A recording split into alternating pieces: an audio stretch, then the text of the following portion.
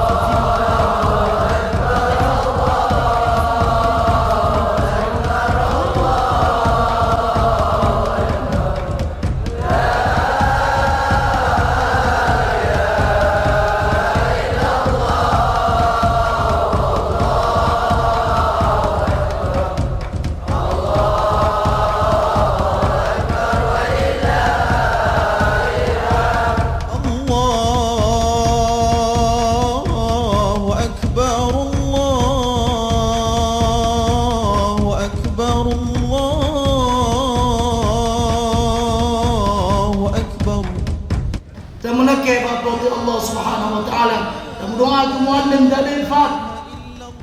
Allah Subhanahu wa taala memberi kekuatan, memberi taufik dan hidayah untuk segera kepulih negara, untuk segera perbaiki negara, hadirkan stabilitas, kondusivitas, nak mendung bangsa Aceh bisa merasakan hal yang sama ni Pak Uroyong.